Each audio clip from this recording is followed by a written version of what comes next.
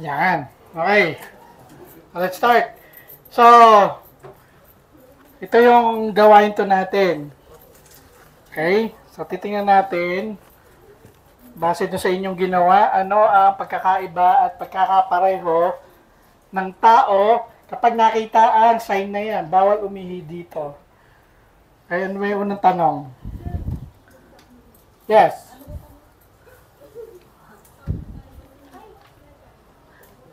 Yung sa tao po, meron po silang kakayahan na umintindi at umasa. Ha? Ay, sige. Joke lang. Tao, sir, mga tao. Mga tao pala, mga tao. Yung mga tao po, yan po, may kakayahan po silang umintindi sa bumasa. Okay. So kapag po may nakita silang signage na bawal umihi dito, may mga tao na susunod doon, may mga tao naman hindi. Okay. Sa aso naman po, ano po sila, may kakayahan po sila para sa akin po, pang-amoy po. Kasi yung mga aso po kasi, ano po sila, umiihi po sila sa isang lugar para markahan yung teritoryo. Okay. So kapag, it's either pag nakita nilang walang nakamarka doon, iihiyan nila, or aalis sila kasi hindi nila yung teritoryo. Okay. So, pupunta siya dyan, kahit may sign, dahil sa ano yung sabi mo ulit? Dahil sa pang-amoy po. Yes, okay. Ngayon naman, ano ang kakayahang taglay daw ng bawat isa upang sundin ang sinasabi ng babala? Ayun, nasabi na rin, di ba? So, ang tao dapat, bawal umihi, hindi dapat iihi doon. Okay? Sa aso, kahit sabihin mong bawal, maliban na lang mas magaling siya sa inyo bumasa. Okay? Kanilang basihan, yung hayop, ay yung instinct nila. So, regardless kung may sign yan o wala, ano yung instinct nila? Pag may, sabi mo kanina, may scent na mark na siya iihian, iihi siya doon. Okay? At kahit anong ginagawa niya, basta naiihi siya. Okay? Now, dito sa tao, anong tingin nyo ang batayan bilang pagtugon na bawal umihi dito? Yes, yung signage mismo. Meron tayo, siyempre, mga tao, meron ng, yung ibig sabihin, ano ang ginagamit natin para maintindihan o maunawaan ito? Isip. Okay? Yung ating pagiging tao na dapat marunong umunawa. Tayo ay nakapagbasa. Okay? So, bakit ito nag-example? Kasi nga, ito yung example na kung saan mapapakita yung anong klaseng pagpapakatao pinapakita natin. Kasi, kahit may sign na, bawal umihi, yung iba, anong ginagawa? Umiihi pa rin. Okay? Kung tutusin nga, kung may common sense lang tayo mga tao, kahit walang sign, pag hindi dapat ihian, hindi dapat ihian. Okay? Okay? So, nakita nyo, Spinella, ang difference ng tao sa hayop regarding sa pagtugon. Gets nyo ba? Yan ba yung mga sagot ninyo? Makikita natin yan. Ngayon, so ang tanong, ito ay sort of review dun sa last, kung pinanood nyo na yung video na ginawa ko sa isang section. Bakit sinasabing hindi nilikang tapos ang tao? Kasi sabi nga dun sa hindi pa tapos ang pagkalikha ng tao. Yes. Kasi may mga so kailangan pa po natin ng experience para buuin po yung sarili natin at malaman po natin yung tama't mali at mga gawain dapat hindi gawin, which is yun po yung bubuo sa sarili natin yung experience. Okay. Very good. Yes. So, pag pinanganak, bakit po hindi nilikhang tapos yung tao? Pag pinanganak po tayo, hindi naman po lahat ng bagay alam natin, di po, diba? Hindi lahat ng bagay kaya natin. So, pag sinabing tapos ka na, pag sinabing tapos na tayo nilikha, ibig sabihin, yung mga bagay na gusto natin gawin, nagagawa na natin, pero hindi po. So, as we grow older po, may mga bagay po tayong na magagawa, matututunan, maiintindihan. Like yung po natin, yung pag-iisip po natin, mas nagmamature. So, Okay. yun po yung parang tatapos po. Ay, hindi naman.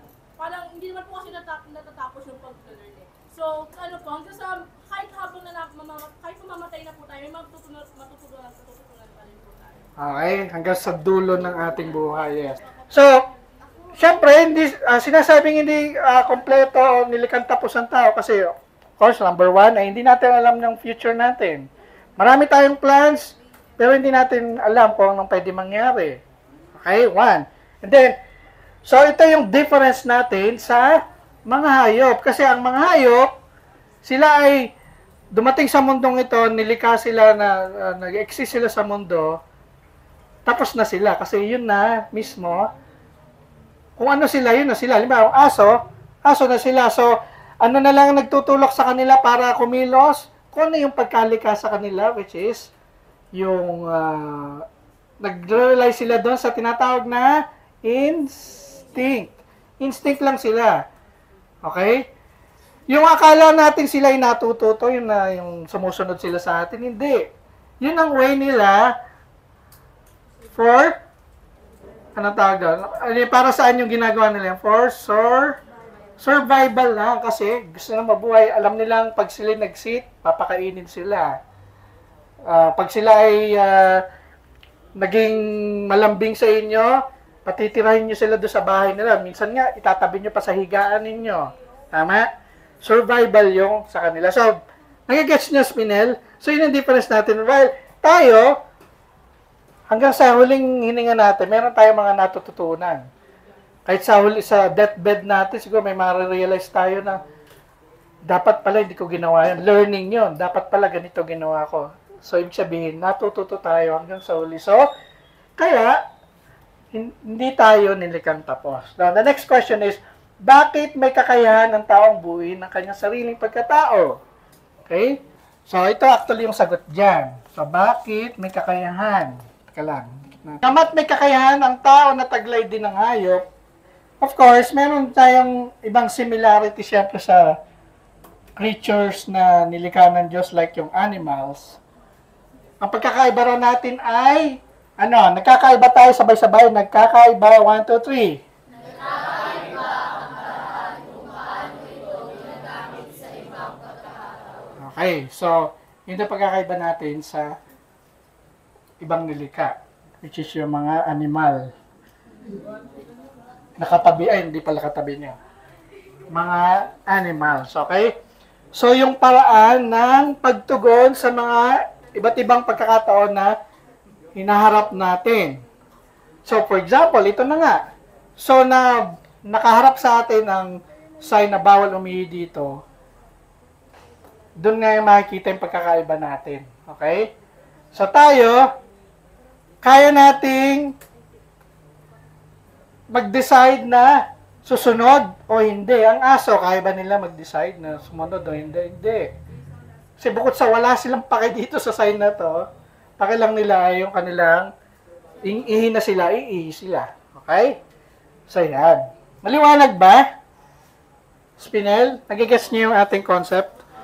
Now, so, ang pagkakaiba, syempre, ng tao, bukod dyan, ay meron tayong kakayahan. Okay? Yun na nga, may kakayahan tayong buuin. At, paano natin nasasabi may kakayahan tayo? Kasi meron tayo ng mga sumusunod na ito. Ipapaskill ko. Okay? Kasi, ang mga tao, tayo, meron tayong nature na ganito, na hahati sa dalawang bahagi. Okay? Ayan. Dalawa daw tayong klase ng kalikasan or nature. So, ano itong mga to? So, kalikasan ng tao ay ang mga sumusunod. Material, okay? At saka yung spiritual. Material, ito yung nakikita natin, nahawakan natin, etc. etc. Spiritual, ito yung hindi natin nahawakan, pero meron tayo nito. Okay? So, dito walang kaluluwa. Diba, may sila sabihin, wala kang kaluluwa. Ganun. Okay? So, yan. So, ano yung mga yan? So, nahati rin itong kalikasan sa dalawang bahagi, which is yung pangkaalamang fakultad or, ano sa English ito sabi dito? Knowing faculty at saka pagkagustong fakultad or appetitive faculty. So, Tagalog na lang. Mahirap po na. So, okay. So, ito. Tingnan niyo ha. So, sa kalikasan ng tao na material, dito pala tayo. Okay? Nakikita nyo, sa knowing faculty o yung pagkaalam ng fakultad, pagkaalamang fakultad, nandito yung tinatawag na senses natin, yung panlabas at saka panloob na senses. Then sa knowing faculty, ito naman yung sinasabing emosyon. Okay? Then, sa kalikasan ng tao na spiritual, sa knowing faculty, of course, anong ginagamit natin sa knowing? Of course, yung isip, and then yung pagkagustong fakultad, ito na ngayon yung natawag na kilos loob or ano ba sabi sa English? Pero yun nga, kilos loob, ito yung ngayon yung parang application or action or kung ano man ang pwede natin itawag yan. Okay? So, yung mga senses natin, alam nyo pa ba? Ilang mga senses meron ng tao? 5. Kala ko may magsasabi siya 6 sense eh. Okay, 5. Ano yung mga senses na yan? Smell, touch, sight, hearing, and ano yun siya? Taste. Okay? So, dito yan, sa kaya natin natututunan yung mga nalalaman natin kung masarap sa pagkain, syempre. Hindi, dalawa yung ibig sabihin ng pagkasarap na pwedeng gamitin natin ay taste at saka yung eyes. Sasabihin ako, yummy naman ito si ano. Yummy naman. Okay. So, ayan. So, di na natin kaya elaborate kasi grade 10 na kayo. Alam nyo na dapat yan, mga senses na yan. Okay? Ano naman yung panloob na pandama? Ano yung panloob na pandama? Anyone? Sir, meron ka sensitive ka sa feelings na kapwa mo or sarili. Yes. Okay. May 4 dito. Number 1 ay